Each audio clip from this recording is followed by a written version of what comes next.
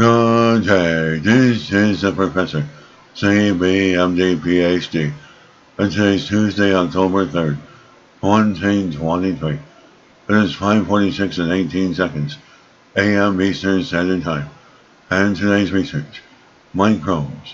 So let's hop to it here. Mantle-loving microbes to replace chemical processing of rare earths. Date October 2nd, 2023. Source: Cornell University. The scientists have characterized the genome of a metal-loving bacteria with an affinity for rare earth elements. The research paves the way towards replacing the harsh chemical processing of these elements with a benign practice called biosorption. Rare earth elements power electric cars, wind turbines, and smartphones. Today, retrieving these metals from raw ore requires processing with acids and solvents. A new technology envisioned by the scientific investigators and researchers powered by a microbe to make processing rare earth elements cleaner and scalable. The problem with the current methods of rare earth element purification is that they rely heavily on organic solvents and harsh chemicals. These methods are costly and environmentally damaging. Here we have a green alternative that uses microbes to selectively absorb and purify rare earth elements, eliminating the need for harmful chemicals. We are making the purification process greener.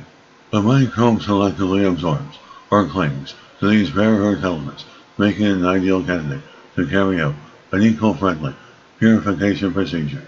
And generally, Chiloelloanitis prefers dining on the F-block elements, residing in the sixth row of the periodic table, known as the lanthanides, specifically the microbe favors europium. And characterizing the Chiloelloanitis genome allows scientists to tweak its preference for processing the other rare earth elements. And currently all the purification of rare earth elements is done abroad due to stringent environmental regulations and high infrastructure costs of building a separations plant.